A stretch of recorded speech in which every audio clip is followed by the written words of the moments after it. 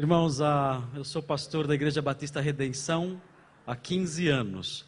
Antes de ser pastor lá, eu fui pastor de jovens na primeira Igreja Batista de Atibaia, onde eu pastoreei o Marcos Oliveira. Marcos Oliveira, que é membro agora aqui, né? Ele tem algum apelido ou é só Marcos Oliveira? Marcão. Lá era Marquinhos, aqui é Marcão. Ele era mais magrinho, né? Agora já está bem destruído, vocês já viram que o tempo fez com ele, né? E fui pastor dele lá quando ele era jovem ainda, solteiro, ali, trabalhava ali com a gente, era um grande cooperador nosso, o Marcos Oliveira lá, como eu sei que é um grande cooperador aqui também. Depois, quando eu fui para a Igreja Batista Redenção, eu encontrei lá a família do João Walter, né? A doutora Vilma, o João Walter, o Gustavo, e fui pastor deles também por quantos anos? 4 anos. Aí depois eles vieram para Araraquara, construíram aqui, se fixaram aqui, mas o João Walter era lá um dos braços direitos lá, nos cultos ali na Redenção. Ele ajudava muito com a música, ali na liturgia dos nossos cultos. O João Walter estava à frente, a sua esposa como pianista também. Então foram pessoas que eu conheci da igreja de vocês, antes de serem daqui, e que eu tive o privilégio de pastorear em épocas diferentes. E o Wilson, pastor Wilson, conheci lá no seminário lá, durante os anos ali de formação dele. Eu sou professor no Palavra da Vida há 25 anos. Apesar de ser jovem, eu tenho muito tempo de ministério como professor. Me casei com uma aluna, não podia ser de outro jeito, sempre no seminário tantos anos. Então conheci a minha esposa no seminário, eu dava aulas no primeiro ano, para os alunos que chegavam no primeiro ano. Aí ela chegou lá, ela tinha só 17 anos, queria ir para a África, para ser missionária entre uma tribo africana, e eu disse a ela: fica comigo que eu te dou uma tribo para cuidar, né? E eu cumpri minha promessa, dei uma tribo para ela com 3 índiazinhas, uma índia chama Isabela, a outra chama Helena, e a outra chama Sofia, é a tribo que eu dei para ela. E dá mais trabalho do que qualquer comunidade africana, com certeza. Ela está lá cuidando dessas meninas já todo esse tempo. A Isabela tem 15 anos, a Helena tem 13 e a Sofia tem 9 anos. E estamos morando lá em Atibaia, eu pastorei em São Paulo, é zona norte de São Paulo, então o acesso é fácil, é perto. Temos uma congregação em Atibaia, uma congregação em Bragança Paulista, uma pequena congregação no Japão, uma congregação começando nos Estados Unidos, em Nova Jersey, e temos também o projeto de começar uma congregação em Guarulhos nos próximos meses. Estamos caminhando lá, pela bondade de Deus. Nossa igreja é pequena, nossa igreja é pequenininha, nossa igreja tem 100 e poucos membros, não é uma igreja grande, mas Deus tem sido bondoso, tem nos dado oportunidades de ministrar e trabalhar, e estamos lá.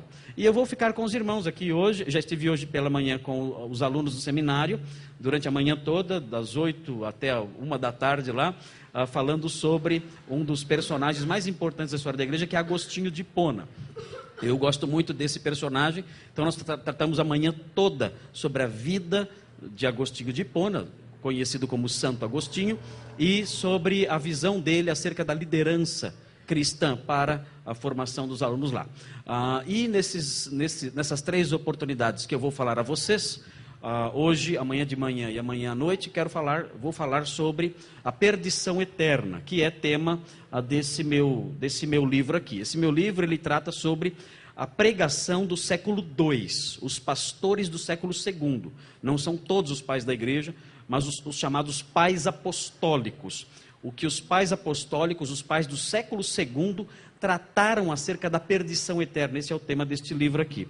E logo na introdução, quero ler um pedacinho para vocês aqui, de uma citação de Agostinho de Hipona, que foi o personagem hoje dos nossos estudos hoje pela manhã.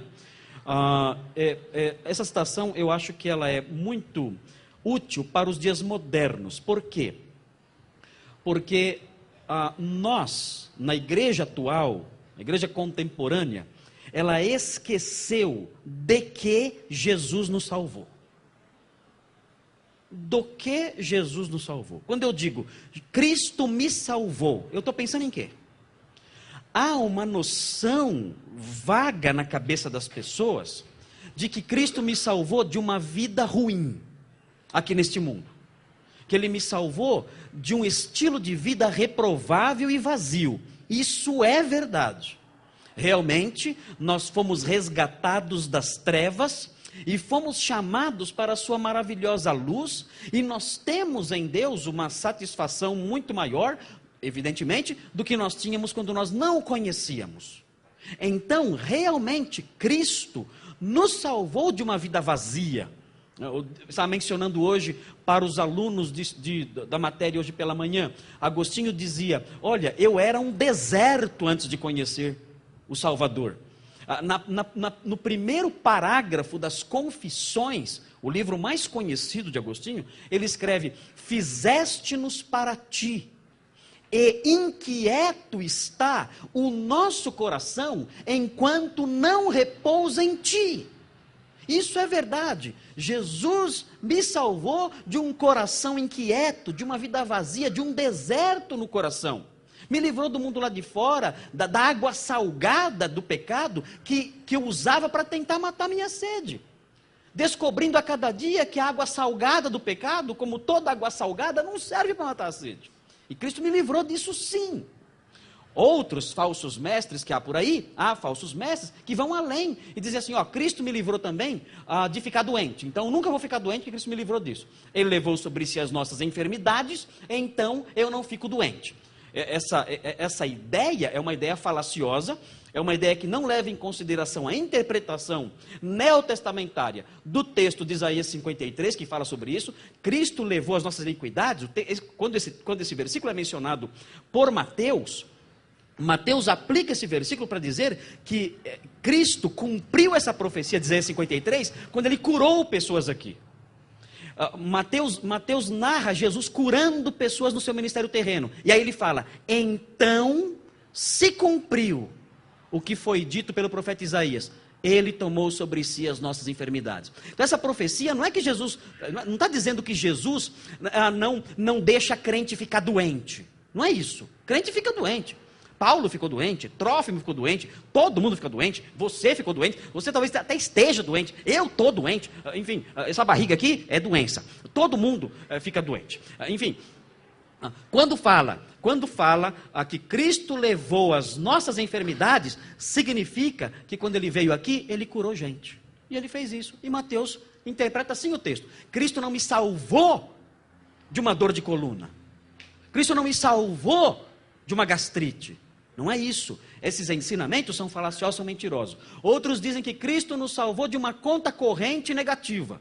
Mentira. Mentira. Ele não veio aqui para me livrar de problemas financeiros. Não. É claro que o crente melhora a sua vida financeira. É claro. É claro. Quando alguém se converte, é claro que ele vai aproveitar melhor seu dinheiro.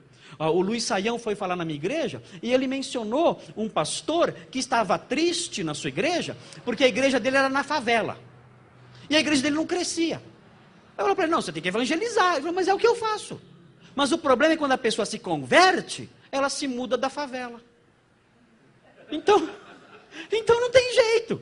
Evangeliza, a pessoa se converte, entra na igreja, aí o dinheiro que usava na pinga, o dinheiro que usava na bagunça, o dinheiro que usava com a prostituição, o dinheiro que usava na droga, começa a guardar, compra um terreninho, compra lá um milheiro de bloco, compra lá um caminhão de areia, e quando vê ele faz uma casinha e sai da favela, aí a igreja fica vazia de novo.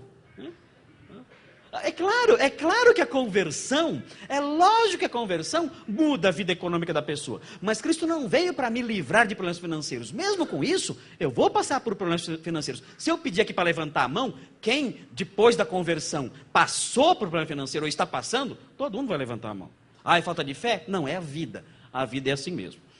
Agora, do que Cristo então nos salvou de fato? Ele nos salvou daquilo que nós mencionamos, da vida vazia que Agostinho fala, mas ele nos salvou também da perdição eterna. E é essa dimensão da salvação, é essa dimensão da soteriologia que está sendo esquecida. Nós não temos noção do tamanho do abismo de que Cristo nos livrou. Cristo nos livrou do inferno, mas não se tem falado sobre esse assunto hoje em dia. Ninguém fala sobre o inferno. Por quê? Porque falar sobre o inferno incomoda as pessoas. As pessoas não gostam desse discurso, porque acreditam que o inferno é um conceito que não se harmoniza com a ideia que elas têm do Deus que elas inventaram na cabeça delas. Nós inventamos um Deus Papai Noel, nós inventamos um Deus tiozão, é o Deus tiozão, ele é amigão. Então, no final, ele vai dar um jeitinho em tudo e todo mundo vai para o céu de um jeito ou de outro. Ele vai dar um tapinha nas costas. Ah, não, a carne é fraca, não esquenta a cabeça, entra aí, tem lugar para todo mundo. E pronto, e está tudo resolvido. Nosso Deus não é esse Papai Noel cósmico que inventaram aí. As pessoas criaram um ídolo na mente delas. Inventaram um Deus ao seu bel prazer, um Deus à sua imagem e semelhança. O nosso Deus não é esse. O nosso Deus é o Deus da Bíblia. Então nós temos que conhecer os conceitos do Deus da Bíblia para pensarmos acerca do inferno. O fato de alguém não crer no inferno, de alguém não gostar do inferno, ou de alguém nunca ouvir falar do inferno, ou de um pastor nunca ensinar na sua congregação sobre o inferno, não apaga o fogo do inferno. O inferno continua aceso, do mesmo jeito. Ah, eu não acredito. Pode continuar sem acreditar. Isso não diminui 1 grau sequer da temperatura dele. Ah, mas eu não aceito essa doutrina. Isso não diminui as chamas do inferno. O que você crê ou deixa de crer não altera em nada a realidade. Dizem que na Bolívia há índios que nunca viram o mar. E se você chegar para eles e explicar o que é o mar, eles vão falar assim para você: não, isso não existe. Uma lagoa desse tamanho? Não. Um lagoão desse? Não. Isso aí não existe. Pergunta: o fato do índio boliviano não acreditar que existe mar, faz o mar desaparecer? Faz? Não. O mar continua existindo do mesmo jeito, independente dele acreditar no mar ou não. Assim é com o inferno. Acreditar ou não nele, não muda nada a realidade. Então, por isso eu vou mostrar para vocês aqui a citação de Agostinho, quando ele falou sobre esse assunto. Olha o que ele escreveu. Ele sentava na sua cátedra em Hipona, e sentado ali na sua cadeira, ele pregava a multidão de pé. Então ele... O que é isso? Trovão? Pensei que já era as portas do Hades se abrindo. Então, vou ler aqui para vocês aqui. Fala assim, ó: não me importa. Olha aqui que frase corajosa. Não me importa se hoje esperais frases bem feitas. Ele estava pregando. É meu dever advertir-vos, citando as Escrituras: não tardeis a vos voltar para o Senhor, não o postergueis de um dia para outro, pois que a ira dele virá quando não esperardes. Deus sabe quanto estremeço em meu trono episcopal quando ouço esse aviso. Não posso calar-me, sou forçado a pregá-lo, repleto de temor, encho de temor também a vós. Esse discurso dos pastores do passado, e que nós vemos em vários pastores que eu menciono aqui no livro, esse discurso está esquecido. Por quê? Porque a teologia atual, o cristianismo presente, inventou algumas posições acerca da perdição eterna, acerca do inferno, que não se harmonizam com a Escritura, e isso usando textos bíblicos. Então eu quero expor isso para vocês hoje à noite. Amanhã nós vamos continuar aí vendo outras evidências, tá? Mas hoje eu quero mostrar isso para vocês, tá? Primeiro, surgiram ao longo da história do pensamento cristão, surgiram posições diferentes, teológicas, doutrinárias, sobre o inferno. A primeira visão que surgiu é chamada de agnosticismo. Não confundam, os alunos de hoje cedo, não confundam com gnosticismo. Não tem nada a ver gnosticismo com agnosticismo. Muita gente pensa que agnosticismo são os inimigos dos gnósticos. Não tem nada a ver. Nada a ver. Gnosticismo século II, agnosticismo século XVIII e XIX, não tem relação nenhuma uma coisa com a outra, nem se conheceram, nunca nem se viram os dois. Tá? O agnosticismo significa o seguinte: a palavra gnosis, o verbo gnosko no grego, é o verbo conhecer. Gnosis é conhecimento. O que é a gnose? O que é agnosticismo? Esse é o alfa de negação, é o alfa privativo. Significa o seguinte: Conhecer, não. Não conhecimento. Não há como conhecer. Quando nós falamos que uma das posições acerca do inferno é o agnosticismo, significa o quê? Nós não podemos saber se existe inferno ou não. Não podemos. É impossível. Por quê? Porque não temos evidência nenhuma de alguém que foi lá e voltou. Não temos. Nós não sabemos e não há como saber. Evidentemente, quem é agnóstico não crê na Bíblia. Ou então crê que a Bíblia tem apenas alegorias. Crê na Bíblia, mas fala, olha, isso aí são figuras de linguagem apenas, isso não tem um significado literal. Se há um inferno depois da morte, ou se há sequer vida depois da morte, nós não podemos saber. Ninguém testemunhou isso, ninguém pode voltar depois da morte e dizer para nós, olha, existe inferno ou não existe. Eu fiz um curso alguns anos atrás no Havaí, alguns anos. E nesse curso havia muita gente de vários países. E havia lá um africano que falou, eu já fui no inferno. Eu já fui. Eu até olhei e falei, acho que esse cara foi mesmo. Pela cara dele, eu falei, esse cara, do jeito que ele é feio, deve ter vindo do inferno mesmo. E ele falava, mas como que você foi para o inferno? Eu falei para ele. Ele falou assim, não, eu morri. Aí eu falei, eu acreditei de novo. Eu falei, esse cara realmente...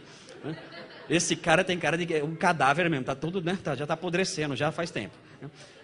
E ele falou, eu morri, aí eu fui para o inferno, fiquei no inferno uns 2 dias lá, né? Estava muito calor, resolvi sair, né? E fui para o céu, fiquei mais uns 2, 3 dias no céu, aí eu acordei. Falei, rapaz, mas como isso? Eu assim, não, eu fiquei no necrotério, morto mesmo, e a minha alma foi para o inferno, foi para o céu e tal, né? E depois que ele voltou com uma mensagem nova. Tudo lorota, ele falou um monte de heresias lá, disse que lá no céu ensinaram umas coisas para ele que não tinha nada a ver com a Bíblia, no inferno também ensinaram coisa errada para ele também, lá e aprendeu o que no inferno também, né? Então, voltou, e ele falou, não, existe céu sim, existe inferno, pode acreditar que tem céu, tem inferno, né? Mas é claro que esse tipo de testemunho não vale absolutamente nada. Esse cara está inventando coisa, é claro que está inventando, está sonhando, né? Está cheio de gente indo para o céu todo dia, não tem pregador que vive indo para o céu todo dia e fala, ó, tem até pacote de viagem já, você vai, você fica lá 4, 3 dias lá, conhece tudo lá, anda nas ruas de ouro lá, volta depois, né? Isso aí está cheio, né? Pastor que vai para o céu está cheio, né? Tudo isso é invenção, não acredite nisso, é tudo lixarada, joga isso fora, não tenha medo disso, não acredita nisso, isso é invenção para arrancar dinheiro das pessoas. Tem que estar na Bíblia. O agnóstico, pelo menos, ele é honesto. Ele fala assim, olha, eu não acredito na Escritura. Se eu não acredito nela, então não há como saber. Não há como saber o que acontece depois da morte, não tem jeito. Júlio César, quando ele, o imperador Júlio César, quando ele teve que lidar com o julgamento de Catilina, quem estuda história sabe desses detalhes todos. Ele enunciou o seguinte, ele falou o seguinte, olha, depois da morte, nós não sabemos o que acontece. Não há como saber. Isso é impossível. E essa era a crença de muitas pessoas da corte romana naqueles dias. Nós não sabemos o que acontece. Ok? Talvez, no máximo que aconteça, é só a cessação, o apodrecimento do corpo apenas e tudo acaba. Então essa é uma posição que é muito comum hoje em dia. Você vai ouvir pessoas dizendo isso, até nas igrejas você vai ouvir gente falando isso aí, que não dá para saber o que acontece depois da morte. A segunda, a posição que existe, não é o agnosticismo, mas é uma posição mais, ela é uma visão mais negativa, é o aniquilacionismo. O que é o aniquilacionismo? O que é essa palavra acho que, não sei se é comum, nihil. O que é nihil? Nada. Nihil é nada. Eu lembro quando eu era bancário, eu tinha que fazer pesquisas de protestos das empresas que pediam para ser clientes do banco. Então eu fazia pesquisas no Serasa, no SPC, eu sabia todos os membros da igreja que era caloteiro, era mó legal. Deixa eu ver se o pastor é caloteiro, né? Ia lá, o pastor não paga as dívidas, sabia tudo, né? Não tinha ninguém que tinha restrição, acessava nome de tio meu, de parente meu, de amigo meu, de gente da igreja, Vocês não sabem como tem igreja caloteira no Brasil. O que eu achava de igreja caloteira, né? Aquele monte de protesto assim, né? Quando não tinha protesto, né? Eu escrevia assim na fichinha, nihil. O que significa? Nada. Não tem nada. Então, o que significa anihilar? O que significa anihilar? Aniquilar. O que significa? Reduzir a nada. Isso é aniquilar. Reduzir a nada. Então, o aniquilacionismo ensina que quando a morte vem, quando chega esse advento, né, a morte, o que acontece? Isso põe fim completo à existência da pessoa. A pessoa simplesmente cessa de existir e apodrece. O que vem depois da morte? O apodrecimento, só. E a alma? E a alma? Os aniquilacionistas, muitos não acreditam na alma. Então é só físico. Então acabou tudo ali. Muitos acreditam na alma, mas a alma para alguns é apenas a psique da pessoa. Que aliás, psique significa alma mesmo. Então dizia o seguinte, olha, essa alma, ela apodrece junto com o corpo. Na igreja antiga, existiam alguns aniquilacionistas, mas que pensavam mais ou menos assim, o homem perdido, ele, quando ele morre, isso quem dizia era um cara chamado Tassiano o Ciro, ele era sírio. E ele dizia o seguinte, quando o homem morre, o corpo dele apodrece. Se ele é crente, a alma dele não apodrece, a alma dele vai para o céu. Quando Jesus voltar, a alma dele volta para o corpo. E aí ressuscita os dois. Ok. E o incrédulo? Tassiano falava assim, Tassiano não era ortodoxo, ele não era alguém que foi acolhido como um líder, um professor de doutrina sadia. Se era incrédulo, era o seguinte, na visão de Tassiano, o corpo apodrece e a alma apodrece junto. Os dois apodrecem juntos. Era aniquilacionismo total. Só que, na ressurreição, o corpo e a alma do perdido, os dois ressuscitavam. Do crente não, a alma não ressuscitava porque já estava viva. Do incrédulo ressuscitava os dois. E aí os dois eram lançados na perdição eterna. Essa era a visão de Tassiano o Sírio. Era um aniquilacionismo relativo. Muita gente acredita nisso. Muita gente acredita o seguinte, olha, o crente, ele está salvo. Então, quando ele morrer, ele vai para o céu. Já o incrédulo não vai para o inferno. O incrédulo simplesmente acaba. É reduzido a nada. Ele é aniquilado. Agora, há uma terceira posição. Vocês estão acompanhando? Estão entendendo as duas que eu falei até agora? Estão entendendo? Está difícil? Se estiver difícil, eu falo outra coisa, a gente canta um corinho, não sei. Uma coisa para mais light um pouco, não fica tão pesado assim. Bom, a terceira posição guardem essa é boa. Essa é a que está na moda hoje em dia. Aliás, não é a que está mais na moda, mas está também na moda. Que é a imortalidade condicional. O que é isso? Imortalidade condicional. A imortalidade condicional, essa visão diz o seguinte, olha, nós podemos nos tornar imortais, mas só se nós crermos em Jesus. Se nós não crermos em Jesus, nós seremos aniquilados. Entenderam? Então, eu creio eu não sou crente. Se eu morrer, eu estou aniquilado. Eu não vou perdurar para sempre. Se eu crer em Jesus, aí eu adquiro a imortalidade. Aí eu vivo com ele para sempre. Se eu não creio, eu sou aniquilado. Só que no condicionalismo, nessa visão da imortalidade condicional, o homem ainda vai para o inferno. Em algumas posições condicionalistas, o homem perdido ainda vai para o inferno. Só que a diferença, o inferno não é para sempre. O inferno dura um tempo. Então a pessoa morre, ela vai para o inferno e ela fica lá um tempo específico. Depois ela desaparece. Quem ensina isso no passado, quem parece que ensinou isso, foi um cara chamado Irineu de Leão. Parece que Irineu ensinou isso um pouquinho. Na atualidade, parece que quem ensinava, e foi criticado por isso, era o John Stott, grande teólogo que morreu aí alguns meses atrás. Tá? Então, era a imortalidade condicional. Você perdido, vai para o inferno. Mas você não fica para sempre lá, você desaparece. Por que dizem isso? Diziam o seguinte, olha, a pessoa ficar para sempre no inferno é injusto. É injusto. Você pecou durante, sei lá, 70 anos. E vai para o inferno para ficar lá milhões de anos. Não é justo. Não é proporcional. Se você pecou 80 anos, sei lá, fica no inferno só uns 80 também, para equiparar, né? Afinal de contas, caramba, você peca 80 e fica 12 bilhões de anos lá torrando lá no mármore do inferno. Aí é muito castigo para pouco tempo de pecado. Então, os condicionalistas falam isso. E falam também o seguinte, olha, outra coisa. Se o inferno for eterno, então nós não vamos ser felizes no céu.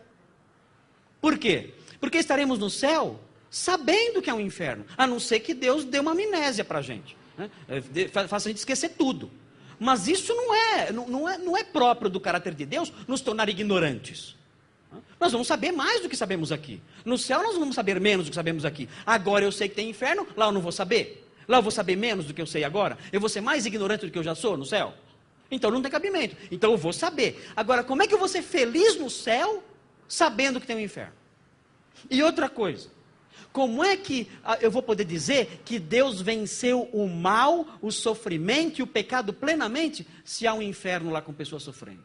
Como é que eu vou falar que Deus, no final, venceu tudo e acabou com toda a maldade que há no universo, se há um inferno lá ardendo? Então não é possível a ideia de um inferno eterno. Pode até existir inferno, mas ele vai durar um tempo. Depois desse tempo, ele desaparece. As almas que estão lá são aniquiladas. Elas não permanecem para sempre. Então, essa é uma outra posição. Existe uma posição mais otimista, que é o universalismo, que fala o quê? Todo mundo vai para o céu. Todo mundo. É o inclusivismo soteriológico. Todo mundo vai para o céu. Ninguém vai para o inferno. Ninguém. Né? Deus, no final, vai haver o que é chamado de apocatástase. Essa palavra apocatástase, nós vamos ver hoje aqui em Efésios, essa palavra significa reconciliação, a palavra bíblica, apocatástase. E essa doutrina, a doutrina da apocatástase, da reconciliação de todas as coisas, era uma doutrina que foi ensinada na igreja antiga por um cara chamado Orígenes de Alexandria, que morreu na metade do século III. E Orígenes falava o seguinte, olha, no final de tudo, Deus vai reconciliar consigo tudo, todos. Até o diabo vai se converter. Todos. O diabo, os anjos vão se converter, e vai ser uma os anjos maus, os demônios vão se converter, e vai ser uma grande bênção, e todo mundo ali, você vai abraçar o diabo, e os anjos, e todos os irmãos, vamos cantar, vamos dar as mãos, né? Somos um pelos laços do amor, né? E vai ser uma bênção por toda a eternidade. Aliás, eu não sei se é por causa de ecos dessas ideias, né, de um universalismo desse tipo, de uma apocatástase dessa natureza, que tem gente hoje que ora pelo diabo, sabiam? Tem gente que ora para o diabo se converter, né? O diabo se converter, né? Então pede a Deus, Senhor, tem misericórdia, toca no coração, né? O diabo, né? Parar com essas coisas feias que ele faz, né? Se arrependa, né? Seja uma bênção, né? Seja um pastor, um missionário, né? Enfim, seja alguém assim, né? Mas não adianta, o diabo não quer, você pode fazer apelo quanto quiser, vem já, o diabo não vem, né? Não tem jeito, né? Já está selado, já que não vai se converter mesmo, não tem como. Mas o universalismo adota essa ideia, de que no final todo mundo está salvo. Não vai ter problema nenhum para ninguém, no final Deus vai fazer as pazes com o universo todo. E a última posição é a posição da ortodoxia protestante, ortodoxia cristã, que afirma o quê? Existe um inferno. E o que é isso? O que é o inferno? Na ortodoxia cristã, é a posição menos querida, é a posição menos simpática. Todo mundo tem medo dessa posição. A tendência de todo mundo é falar, não, eu não acredito nisso. Não, isso aí não existe, não, isso estou fora, né? Isso aí, mas é aquela história. Isso não muda nada se o inferno é real. Qual é a visão da ortodoxia cristã? Qual é a visão que emana da análise do texto bíblico? Qual é a visão que emana da análise do discurso de Jesus? Do discurso apostólico? Da palavra de Deus que nós cremos ser a Bíblia? Qual é a visão que emana disso? A visão que emana disso é que existe um lugar de sofrimento consciente da alma e de sofrimento sem fim. Esse lugar é preparado para aqueles que desobedeceram o Evangelho. O que significa essa expressão? Desobedecer o Evangelho. Essa é uma expressão paulina. Desobedecer o Evangelho significa o seguinte: o Evangelho, a mensagem do Evangelho, quando você prega o Evangelho, quando você anuncia o Evangelho para alguém, embutido na mensagem existe um chamado. Não é verdade? Você evangeliza uma pessoa. Quando você terminou de evangelizar, mesmo que você não faça um apelo, mesmo que você não faça um convite, aquela pessoa, ela está sendo convidada, mesmo que você não formalize de modo nítido o convite, ela está sendo convidada a uma decisão de crer em Cristo ou rejeitá-lo. Não tem jeito. Sempre que você evangeliza, embutido no evangelismo, está um convite, está um apelo, está uma convocação. Você fala, olha, você vai evangelizar alguém. Como é que você evangeliza alguém? Você fala assim para a pessoa, olha, nós somos pecadores, todos pecaram, estão destituídos da glória de Deus, o salário do pecado é a morte, mas Cristo veio aqui, e Ele recebeu esse salário de pecado em nosso lugar, Ele foi punido pelas nossas transgressões. Agora, quem crer nele é beneficiado pelo seu sacrifício substitutivo. Ele morreu no lugar do pecador. Quem crê nele agora é beneficiado por essa morte. O pecado, o seu pecado, é atribuído a ele e pago por ele, como nosso substituto. Então, se você crer, você será perdoado e salvo. Se você não crer, você não será perdoado e nem tampouco salvo. E você para o evangelismo aí. Não tem um convite embutido aí? Tem. Não tem um chamado embutido aí? Tem. O que acontece então? Há duas direções. Ou você obedece o chamado, ou você não obedece o chamado. Aqueles que não obedecem o chamado são chamados na Bíblia de desobedientes. Porque chamou e não veio. Então o inferno é para quem? Paulo diz, o inferno é para os que desobedeceram o Evangelho. O Evangelho chamou, a pessoa disse, não vou. Eu não obedeço esse chamado, eu não obedeço esse comando, eu não aceito esse convite, eu não quero. A Bíblia diz que o inferno é um lugar de sofrimento consciente das pessoas que desobedeceram o Evangelho, mas notem, a Bíblia mostra que o inferno é só para a alma da pessoa. O corpo da pessoa não vai para o inferno quando ela morre. Quando a pessoa morre, o corpo vai para onde? Vai para o cemitério. Vai para o cemitério, vai para... Ou se você cromar, não, se vira um homem lata. Né? Mas você cremar o corpo, vira poeira, né? Então, aí você, sei lá, joga qualquer buraco aí, está tudo certo. Mas o corpo, a gente sabe, o corpo ele apodrece, ele se desfaz. O corpo ele vai se deteriorando, ele é corruptível, ele acaba ali. A alma não, a alma é imortal, a alma não se desfaz, a alma não se corrompe. Então o inferno é para a alma, o inferno não é para o corpo. Mas e o corpo? O que acontece com o corpo? Aí é outra história. Existe um lugar de perdição eterna que não é chamado de inferno na Bíblia. Há um lugar de perdição eterna que não é chamado de inferno. O inferno é só para a alma. Há um lugar de perdição eterna que é para a alma e o corpo. Que lugar é esse? A Bíblia chama esse lugar de Gueena. Gueena. Só que nas nossas traduções, não está traduzido assim, como Gueena. O nome dado nas nossas traduções é Lago de Fogo. O Lago de Fogo, ele é considerado lugar de sofrimento da alma e do corpo. Os dois. Então, como funciona isso? A Bíblia diz o seguinte: o incrédulo, quando ele morre, o conceito de inferno, a alma dele vai para o inferno, para o Hades. O Hades é o lugar da alma do perdido. Vai lá para o Hades. O corpo vai para o cemitério. Na ressurreição dos ímpios, na ressurreição do juízo, do grande trono branco, nessa ressurreição, o Hades, o inferno, dará os seus mortos. E os corpos dos perdidos vão ressuscitar. E então, novamente, essas almas, unidas aos corpos dos perdidos, serão lançados no Gueena, no lago de fogo. Aí é o inferno da alma e do corpo. Quanto tempo vai durar? Séculos dos séculos. Não tem fim. É a perdição eterna. Só que a diferença é que no inferno fica só a alma. No Gueena fica o corpo e a alma. Dá uma olhadinha, vamos olhar o texto bíblico. Veja aí. Nós estamos falando bastante. E nós temos que olhar o texto.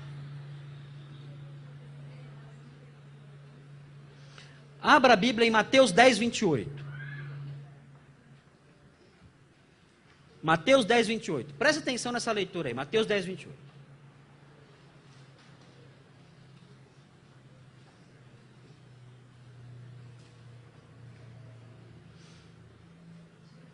Alguém quer ler? Ou eu leio? É que tem que ler aqui no microfone, né? Mateus 10, 28. Então tá bom, então eu leio. Não tem problema, eu leio. Está tendo um barulho aqui. É o lugar onde eu estou? Se ficar mais para cá, não sei se muda alguma coisa. Ela traz o som, né? Aqui. Mateus 10, 28. Olha o que diz aqui. Presta atenção nos detalhes desse versículo. Diz assim: não temais os que matam o corpo e não podem matar a alma. Temei antes aquele que pode fazer perecer no inferno.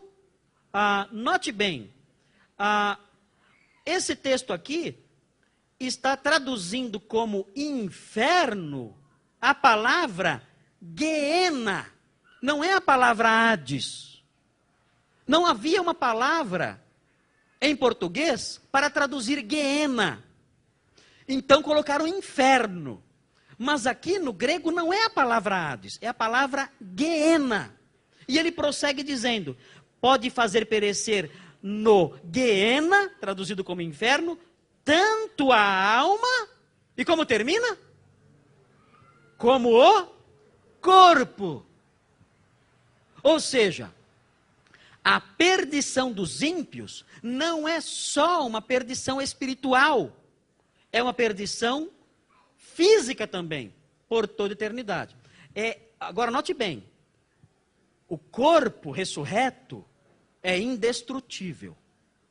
O corpo ressurreto não morre. O corpo ressurreto não se deteriora. É um corpo que não se corrompe. Então, essas pessoas estarão no inferno, no Gueena, no lago de fogo, fisicamente, por toda a eternidade, sem que seus corpos sejam destruídos. Elas vão até sonhar em serem destruídas. O maior sonho delas será serem destruídas. O maior desejo delas será o aniquilamento. A aniquilação completa. Mas isso não vai acontecer. É o corpo e a alma, ali, para sempre, eternamente, no Gueena. Por que chama Gueena? De onde vem essa palavra? Gueena. É simples. Por que Jesus usou essa expressão Gueena? Gueena é uma expressão que vem da língua hebraica, que significa Vale de Inom. Vale de Inom. O Guenom. O Vale de Inom. E por que isso é associado com a perdição eterna? Porque o Vale de Inom, o Guenom, de onde vem Gueena, era um lugar fora de Jerusalém, onde era queimado o lixo da cidade. Ali, o tempo todo, o lixo era queimado. Pergunta: quando é que o fogo no Vale do Inom se apagava? Quando? Nunca. O lixo chegava o tempo todo, uma cidade grande como aquela. O tempo todo queimando o lixo. O fogo no Vale do Inom não se apagava nem de dia nem de noite, o tempo todo queimando. Por isso, Jesus chamou a perdição eterna, esse lago de fogo mencionado no Apocalipse, de Gueinom. É o Gueinom da humanidade. É até ruim falar isso, né? Mas é o lixo da humanidade. Nossa, como é feio isso, né? Nossa, é muito feio. É muito triste isso. Não é triste isso? Mas é o lixo da humanidade queimando para sempre. Nunca apaga. Isso significa que para que eu não vá para esse lugar, eu tenho que deixar de ser lixo da humanidade. E deixar de ser isso. Eu tenho que me tornar santo, puro. Eu tenho que me tornar alguém lavado. Eu tenho que me tornar alguém novo. Eu tenho que deixar de ser lixo, para não queimar no vale do lixo. E para me tornar santo, eu tenho que ser purificado pelo sangue de Jesus. Para deixar de ser lixo, eu tenho que ser lavado, restaurado, purificado, transformado pela fé em Jesus. Quando isso acontece, aí eu deixo de ser lixo. Desculpa essa expressão, né? Uma expressão pesada, mas a ideia de Vale de Inom, do Gueinom, evoca exatamente isso. Um depósito de lixo, onde queima sem parar o lixo ali da humanidade para sempre. É terrível isso, mas essa é a visão bíblica, essa é a visão ortodoxa cristã acerca do inferno. Sofrimento consciente, de início da alma. A pessoa morreu, na hora vai para o Hades, na hora. Vai para o Hades. O corpo vai para o cemitério, depois sai do Hades, para ser lançado, corpo e alma, no Guiena. Por quanto tempo? Por toda a eternidade. Não tem fim. Ok? Muito bem. Ufa. Falei muito, né? Cansado de falar. Estou ficando velho já. Ficando velho, estou cansado. Até aqui todo mundo entendeu? Todos entenderam? Ninguém aqui quer ir para o Guiena? Nem pensar, né? Nem pensar. Isso é real. Né? Quantas pessoas estão no Guiena hoje? Nenhuma. Por quê? Porque a ressurreição não aconteceu. Então o Guiena está vazio. Está lá. Vaziozinho. E no inferno, quantas tem? Bom, aí todos aqueles que desobedeceram o convite do Evangelho, estes estão no inferno. É triste isso? É muito triste. Essa questão geralmente é levantada em velório. Quando eu vou pregar em velório, é complicado. Porque sempre chega alguém e fala assim para mim: pastor, onde está meu pai? Eu falo, está no caixão. A saída pela direita. Você é meio leão da montanha, né? mas é um jeito de escapar. Né? Porque não é fácil responder. Né? É difícil responder isso aí. É o pai dela. Onde está meu filho? Onde está minha esposa, meu esposo? Né? Sabe o que eu faço? Eu faço assim, olha como eu faço. Eu faço assim, ó. Eu falo assim: ele era crente? Eu dou uma aulinha antes, falo assim: olha, os crentes vão para o céu, os não crentes vão para o inferno. Seu pai era crente? Aí ela vai responder, não sou eu. Né? Essa estratégia, seminaristas aprendem essas saidinhas, né? Porque a gente escapa, você não pode falar, está torrando no inferno. Não pode falar isso para a pessoa, na hora do luto. Né? A pessoa, a pastor não tem amor. Né? E não pode realmente falar desse jeito. Né? Você tem que ter mais calma, fala devagar. Né? Fala devagar, né? Olha, seu pai, né? Ele, né? Chegou perto ali e tal, né? Fogueirinha, né? Vai devagar. Né? Não vai já jogando no caldeirão logo de uma vez. Né? Vai devagar. Né? Mas uma forma de fazer é assim, é você dizer, olha, a Bíblia fala que os que aceitam Jesus estão no céu, os que não aceitaram estão no inferno. Seu pai aceitou Jesus? Sabe que a pessoa responde? Vou dizer o que ela responde. Olha o que ela vai responder para você. Não sei. Ela vai responder isso para você. Quando não é crente, ela vai responder assim, não sei. Eu já estou cansado de saber. Ela vai falar, não sei.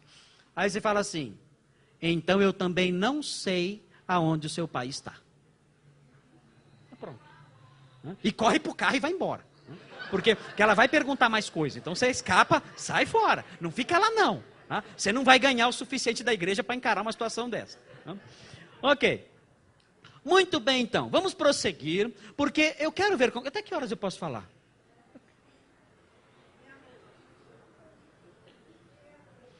É 9 horas agora. Até que horas pode falar? Pode ir falando assim? Então tá bom. Ó, o pastor Wilson está lá no fundo lá. Ok. Está dando tchauzinho para mim, todo simpático, até porque eu posso continuar. Muito bem. Então, nós vamos ver agora... Prestem atenção, porque nós vamos fazer o seguinte. Nós falamos sobre as posições contrárias ao inferno. Que falam que o inferno não existe.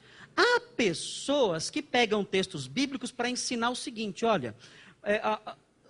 depois da morte, há sim outras opções, não são somente essas, há outras visões, há outras possibilidades que não essa da pessoa ir para o céu e depois para o inferno definitivamente.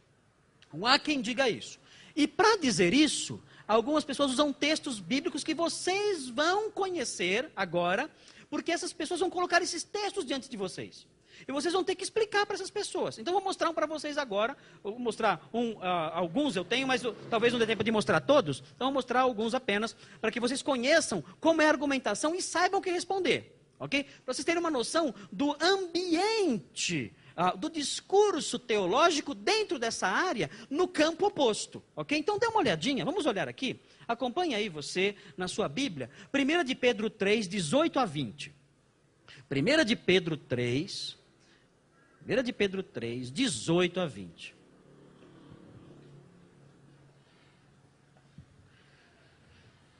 Olha o que diz esse texto. Olha que texto difícil esse aqui. Esse texto é difícil. Esse texto aqui. Não é fácil, não. Esse aqui, ó.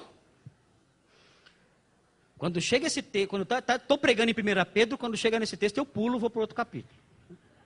Esse aqui é difícil. Olha só o que diz aqui, ó. Presta atenção. Pois também Cristo morreu. Todo mundo achou? 1 de Pedro 3, 18. Acompanha aí. Pois também Cristo morreu uma única vez pelos pecados, o justo pelos injustos, para conduzir-vos a Deus. Morto sim na carne, mas vivificado no Espírito, ou pelo Espírito, pode ser também a tradução perfeitamente possível aqui, pode ser inclusive o Espírito Santo aqui, pode ser Espírito com letra maiúscula. 19, no qual também foi e pregou aos espíritos em prisão. Opa! O que esse texto está falando? Esse texto está falando que Jesus, quando morreu, em espírito ele foi até a prisão de alguns espíritos, e pregou lá, não está falando isso? E aí o versículo 20 fala, os quais noutro tempo foram desobedientes, quando a longanimidade de Deus aguardava nos dias de Noé, enquanto se preparava a arca, na qual poucos, a saber, 8 pessoas foram salvos através da água. Esse texto está falando que Jesus foi até a prisão daqueles homens que rejeitaram a salvação que Noé pregava. Lembra da história de Noé? O que aconteceu? Quantos foram salvos do dilúvio? Somente 8 pessoas. O resto da humanidade morreu tudo. Por quê? Não ouviram a mensagem de salvação. O texto está falando que Jesus foi, depois que ele morreu, ele foi e pregou para eles. Eles que estavam em prisão. Que prisão seria essa? O inferno.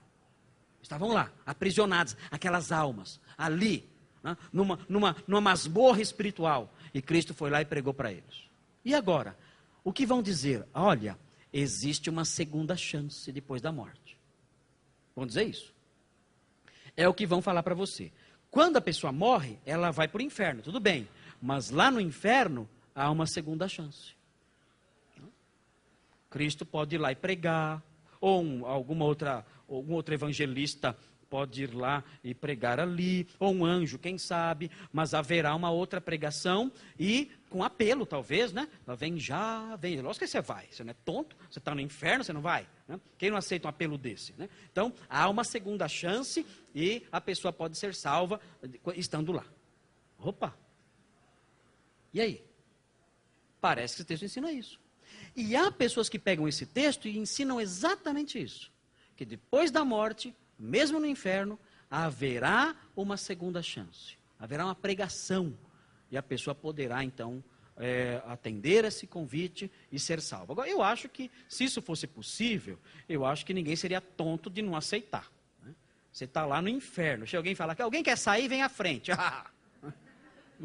Se você quiser sair do inferno, levanta a mão. Quem, né? Quem não vai sair de lá? Quem não vai querer? Não precisa nem cantar o hino. Vem já, vem já. Né? Nem precisa. Né? Não precisa nem fazer apelo. Né? Vai ser o sermão evangelístico mais bem sucedido da história. Né? Você pregar um sermão desse no inferno. Né? Então, a resposta que é dada a isso, por teólogos conservadores, é o seguinte: que Cristo foi lá, no Hades, essa é uma resposta, eu não concordo com essa resposta, mas eu vou dizer qual é a resposta que outros teólogos dão, depois eu falo qual é a resposta que eu acho ser a certa.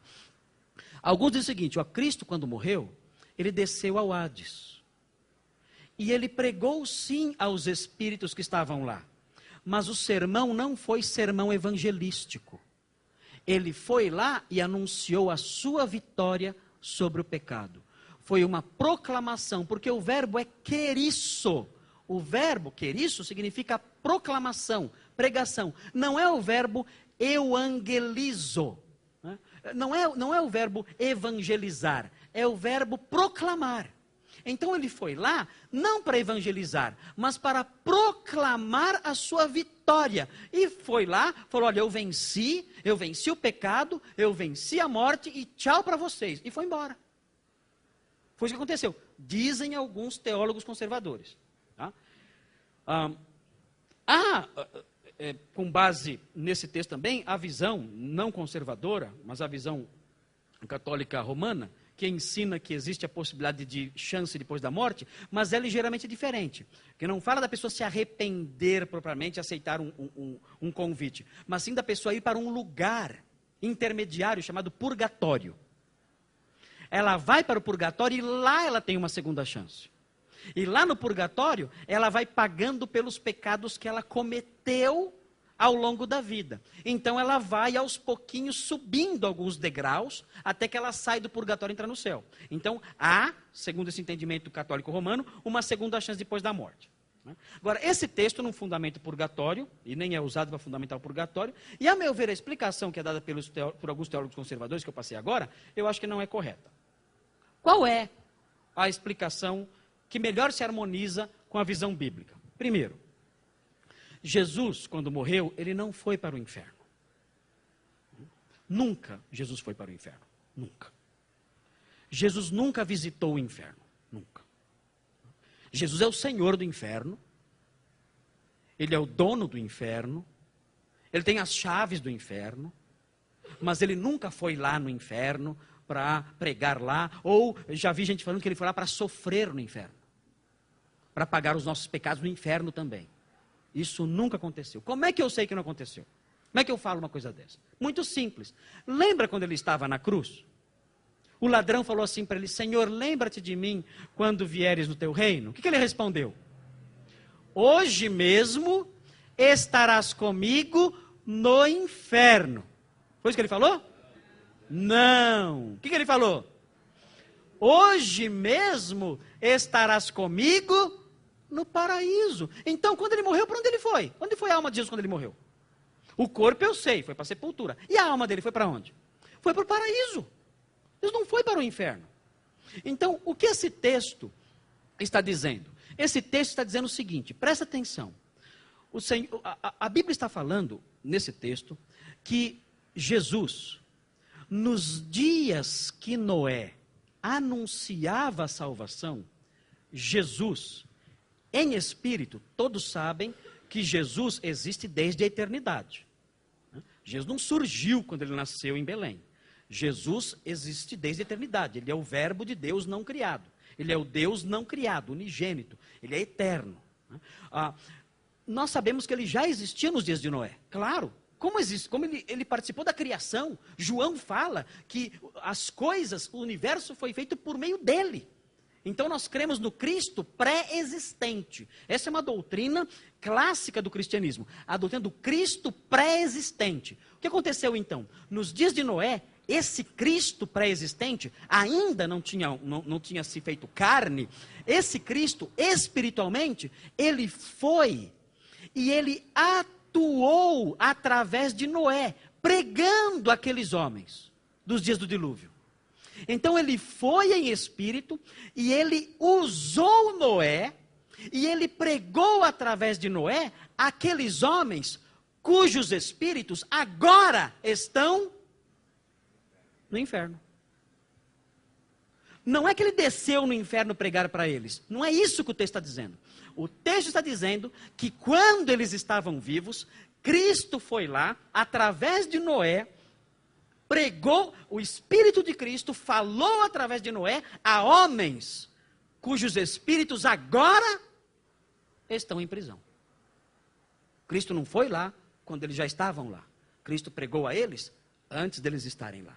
Essa é a ideia. Ou seja, a noção é você colocar, é você imaginar um agora antes de espíritos. A leitura do versículo seria mais ou menos assim: no qual ele foi e pregou a espíritos que agora estão em prisão. Essa é a melhor interpretação para esse texto, que se harmoniza melhor com o restante da revelação bíblica. Ok?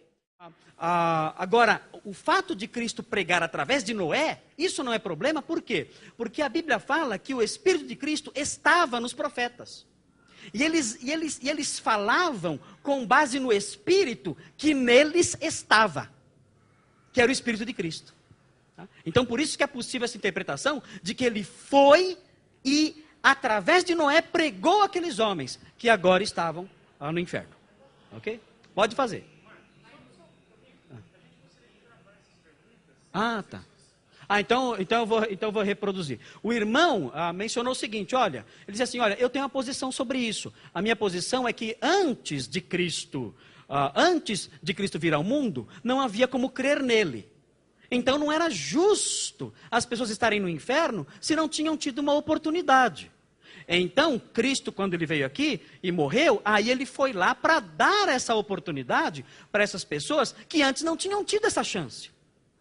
Agora não, agora Cristo já veio, ele já se fez carne, o evangelho já é pregado, agora as pessoas não têm essa segunda chance, porque Cristo já veio, mas naquela época não. Naquela época eles não tiveram chance, então Cristo foi lá para suprir essa chance, para que houvesse igualdade, proporcionalidade entre as duas eras, antes de Cristo e depois de Cristo. Tá? Eu respondi, os irmãos viram que eu respondi, dizendo que essa visão realmente ela é também uma das posições acerca desse texto, que é um texto muito difícil, é um texto muito controvertido, tá? Mas o que domina o pensamento ortodoxo é o seguinte, olha, tudo bem, é verdade que é só pela fé em Cristo que a pessoa pode ser salva, tal, mas o fato de Cristo não ter vindo antes, isso não justifica uma segunda chance depois da morte. Porque pessoas foram salvas mesmo antes de Cristo vir. Então, aí existe essa discussão, esse debate. Enfim, de qualquer modo, a posição do irmão é uma posição que ainda diz, hoje, se alguém morrer sem Cristo, não tem chance. Mesmo a posição desse irmão, entendendo que houve uma chance depois da morte para aquelas pessoas, é uma posição que fecha essa possibilidade para hoje. Quem morre hoje, de qualquer jeito, não tem chance. E é isso que importa para nós aqui. É saber, se eu morrer agora sem Cristo, eu não tenho mais chance. É como cair num abismo. Se você cai num abismo, não dá para você dar uma pirueta e voltar. Não tem jeito. Você caiu num abismo, acabou. Não tem segunda chance. Aqui, irmã. Vai o microfone. É o seu. Esse aí. Ok. Tá abaixo.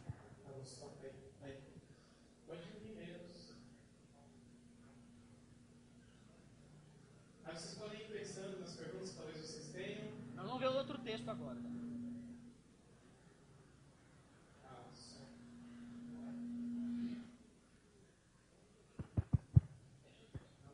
Mas eu posso reproduzir a pergunta dela.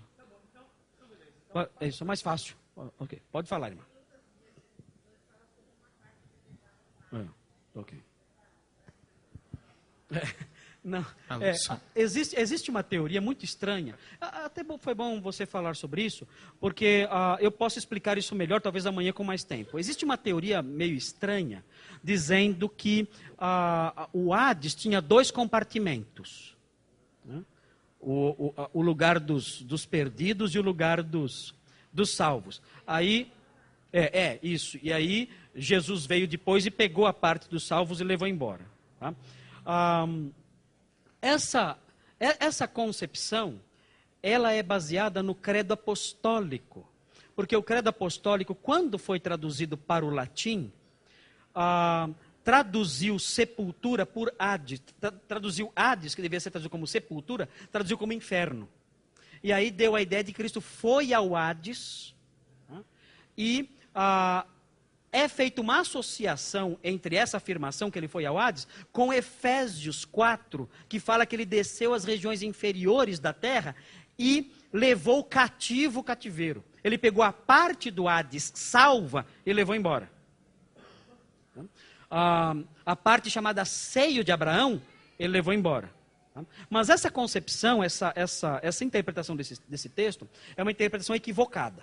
Vamos fazer assim, amanhã eu vou falar sobre Lucas 16, para falar sobre a parábola do rico e Lázaro, do rico e Lázaro, e aí eu posso explicar melhor essa visão. Não sei se tem quadro aqui, não tem, mas talvez se tiver um quadro, eu posso desenhar essa posição e mostrar o que ela diz, e aí explicar qual seria a melhor interpretação para isso, porque há uma posição que, a meu ver, é equivocada acerca desse assunto. Que Cristo desceu lá e pegou o seio de Abraão e levou embora, e agora o Hades ficou só com a parte de sofrimento. Eu acho que isso aí está equivocado. Mas amanhã eu explico melhor isso, que isso vai demandar um tempo maior. Ok? Aí eu falo melhor sobre esse assunto, sobre essa questão. Bom, vamos ver um outro texto rapidinho? Vamos ver? Vamos ver outro texto rapidinho então. Então, vejam agora, Filipenses 2, de 9 a 11. Filipenses 2, de 9 a 11. Esse versículo geralmente é usado para defender o universalismo, a ideia de que todo mundo vai se converter. Filipenses 2, de 9 a 11.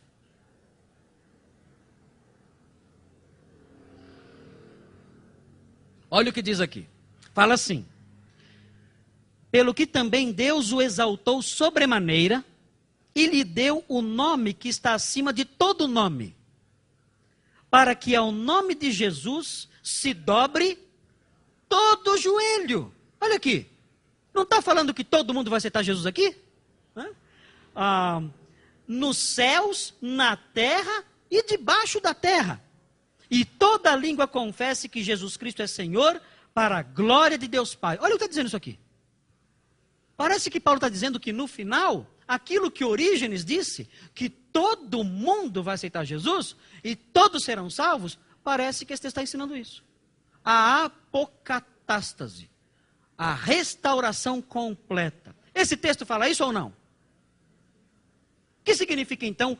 Todo joelho se dobrará diante dele e todos confessarão que ele é Senhor. Isso significa conversão?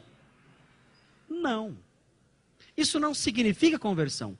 Isso significa o reconhecimento, a rendição do inimigo. O inimigo permanece inimigo, mas ele reconhece: olha, agora quem manda é ele.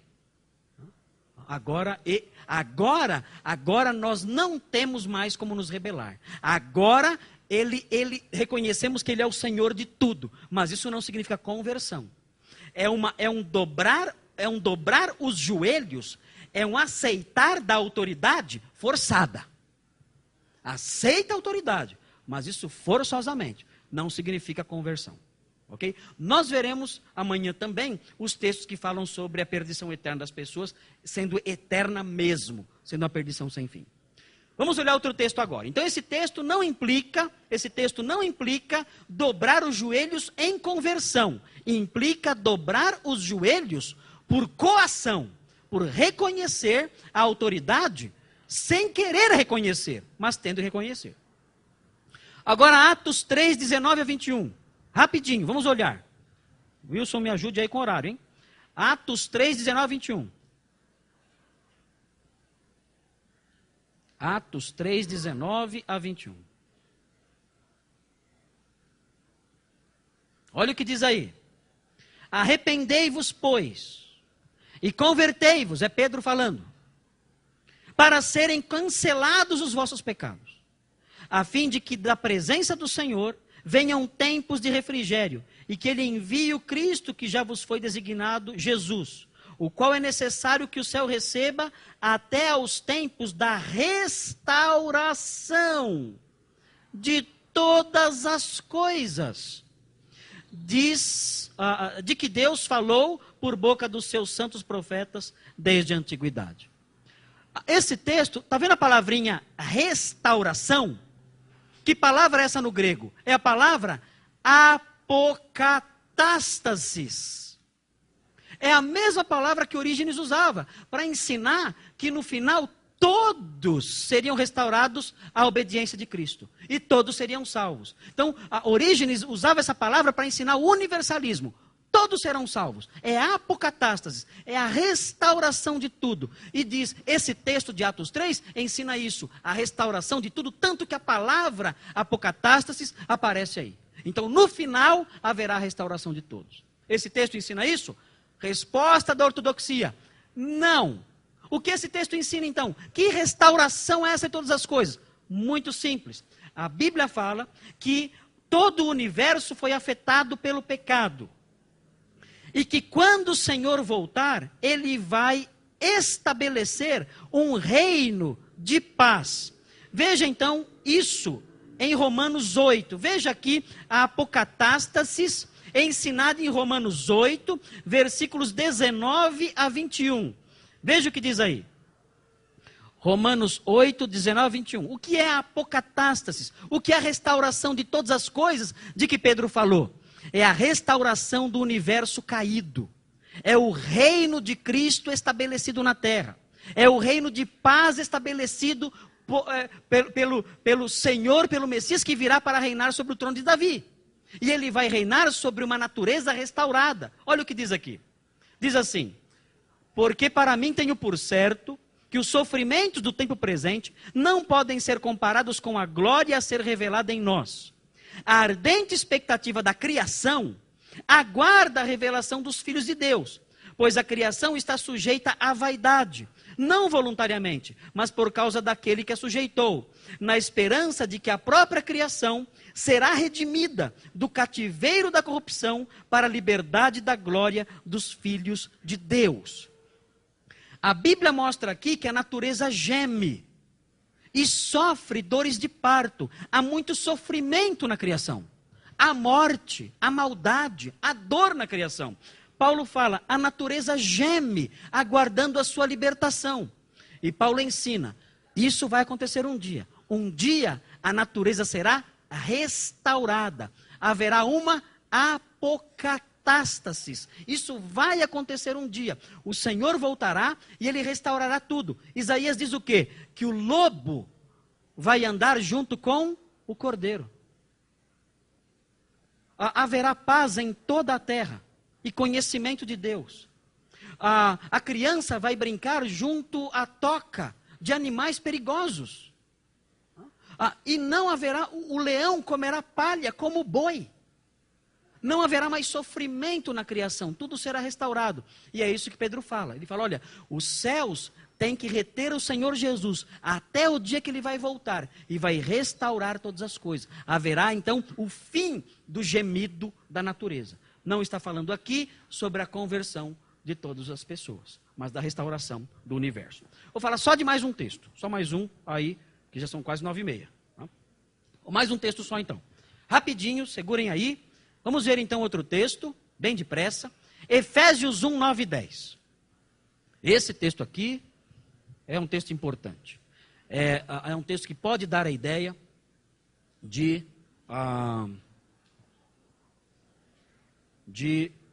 universalismo, de salvação de todos.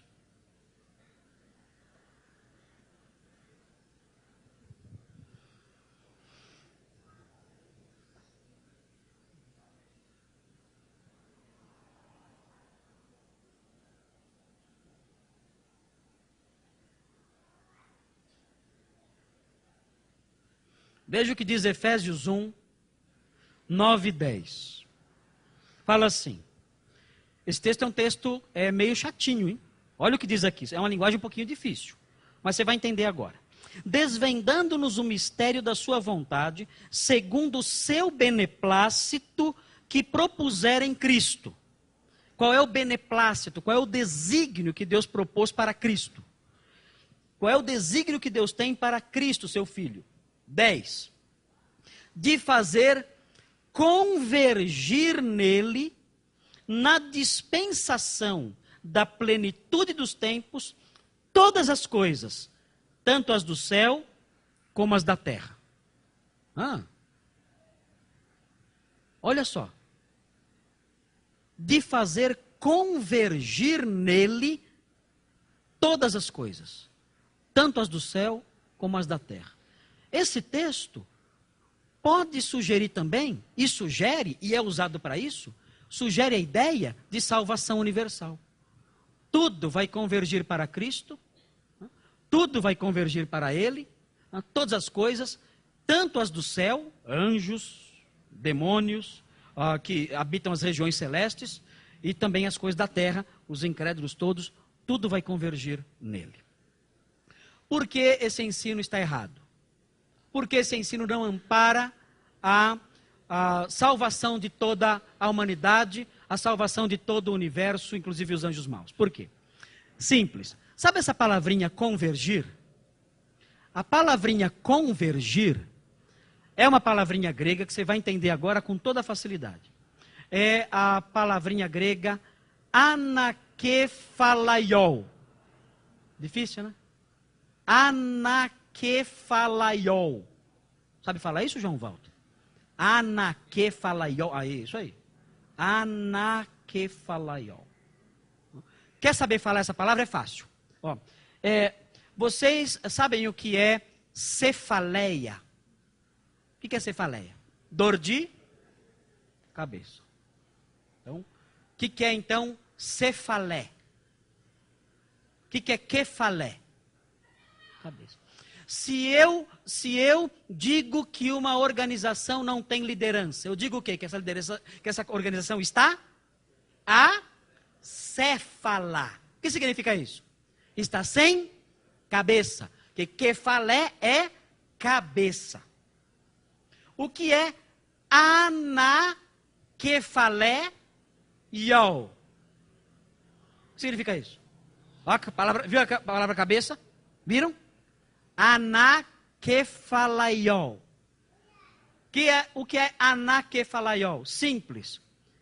É colocar outra cabeça. Melhor, colocar debaixo de outra cabeça.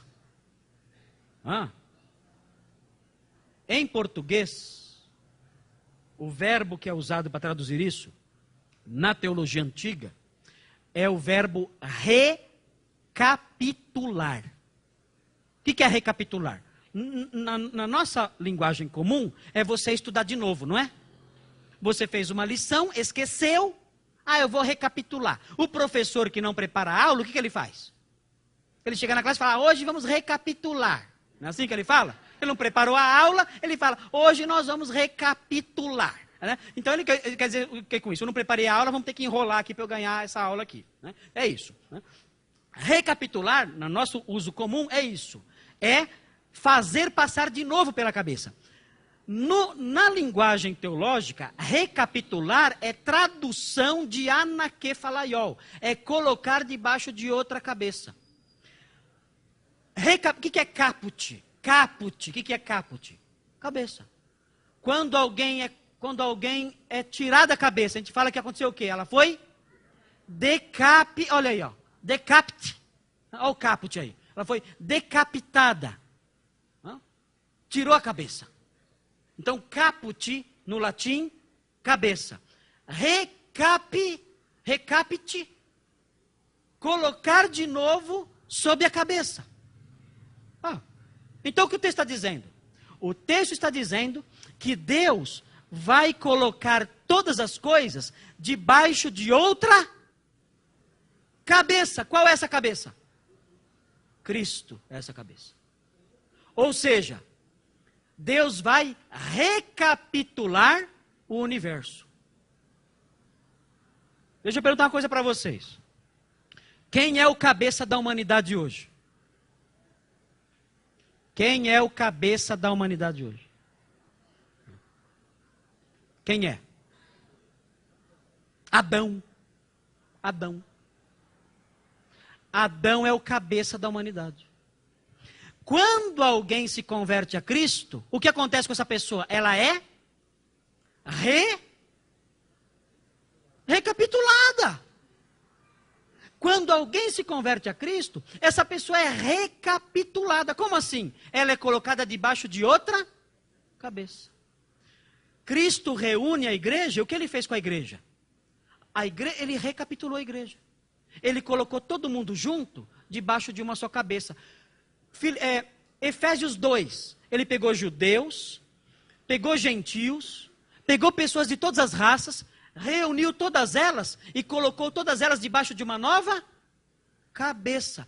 A igreja é a humanidade recapitulada. Sabia que você é recapitulado? É isso. Pode chegar em casa e dizer, mãe, eu fui recapitulado. Pode falar isso, que é teologia correta. Teologia correta diz isso. Olha, o homem em Cristo está recapitulado. Agora, note bem, esse texto está dizendo que um dia Cristo será Senhor de todas as coisas. Hoje, a humanidade está em Adão, o mundo jaz no maligno, Satanás é o Deus deste século, isso é dito em Efésios, em 1 Coríntios 4, ele é o Deus deste século, o mundo jaz no maligno, Satanás domina os homens, a estirpe de Adão, o domínio de Adão, reina sobre toda a humanidade está em Adão todos morrem e longe de Deus, mas haverá o dia, diz o texto de Efésios, que Cristo será a nova cabeça do universo. Toda a sua autoridade será sentida em todas as coisas. Na criação, nos céus, na terra, todos vão se submeter a ele. Ele será a nova cabeça. Anakephalaiol. O universo debaixo de uma nova liderança. O universo debaixo de uma nova cabeça. Não é a salvação de todos, mas é o domínio de Cristo sobre todo o universo, inclusive sobre seus inimigos. Bom, gente, vamos, não sei agora, abrir para perguntas. Ok. Alguém mais tem pergunta? Ou alguma coisa para acrescentar? Então nós vimos aí alguns textos que os universalistas usam. São textos difíceis que os universalistas usam. Né? Mas nós demos a explicação clássica, ortodoxa, para esses textos, mostrando que eles não ensinam a salvação de todo mundo. Ok? Alguma dúvida sobre esse assunto? Quem quer falar? Pode falar agora. Não? Então o pastor Wilson agora vai dar o desfecho aí do nosso estudo. E amanhã nós prosseguimos de manhã.